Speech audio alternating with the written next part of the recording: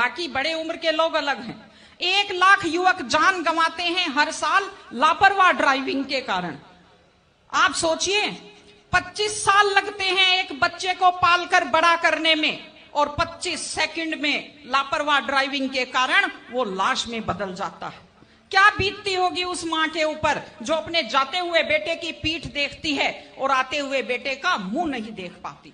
आप लोग क्या सोचते हैं, अगर आप अपनी पावर दिखाना चाहते हैं तो मिल्खा सिंह की तरह तेज दौड़िए, या कि आप नीरज चोपड़ा की तरह, देवेंद्र झाझड़िया की तरह आप तेज भाला फेंकिए मोटरसाइकिल का कान मरोड़ने में, या तेज गति से कार भगाने में कोई बहादुरी नहीं होती। अगर आप सोचते हैं कि आप बड़े हैंडसम और डैशिंग दिखते हैं तेज गाड़ी भगाते हुए, आप डैशिंग हैंडसम नहीं दिखते, आप लापरवाह दिखते हैं, आप बेपरवाह दिखते हैं, आप बेवकूफ दिखते हैं।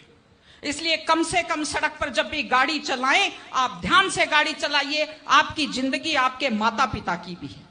एक छोटी सी चीज और कहना चाहती हूं, हमारे बुजुर्ग हमें जब पालते हैं, जो लोग खेती से बच्चों को पढ़ाते हैं, जो लोग छोटी आमदनी में बच्चों को पढ़ाते हैं, उनकी पूरी उम्र खप जाती है अपने बच्चों की जिंदगी बनाने में।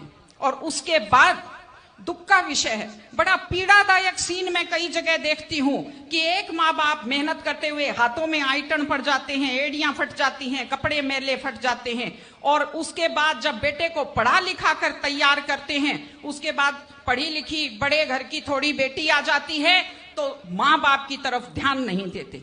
आज हमारे 60-70% घरों में हालत यह है कि बुजुर्गों को रोटी तो मिल रही है लेकिन इज्जत से रोटी नहीं मिल रही। इस चीज को बदलने की जरूरत है। माँ बाप, मैं आपसे कहती हूं, जैसी भी परिस्थिति होती है, माता पिता आपको राजकुमार की तरह पालते हैं। आपकी भी ड्यूटी है, जैसी आपकी हैसियत है, बुढ़ापे में उनको बादशाहों की तरह से रखिए, उनकी सेवा कीजिए, उनका सम्मान कीजिए। इस तरह से माता पिता की सेवा कीजिए। वो अपनी जिंदगी आपके लिए कुर्बान कर देते हैं। और माताएं बहनें बैठी हैं, एक छोटी सी लास्ट बात जो मैं कह रही हूं, बेटियों को समझदार बनाइए, बेटियों को बेटा मत बनाइए, क्योंकि बेटे तो लापरवाह होते हैं। बेटियों को समझदार बेटी बनाइए।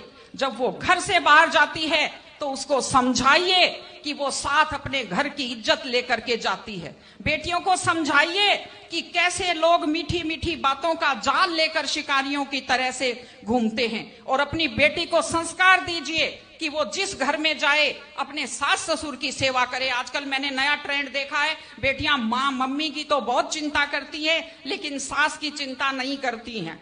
ये गलत चीज है।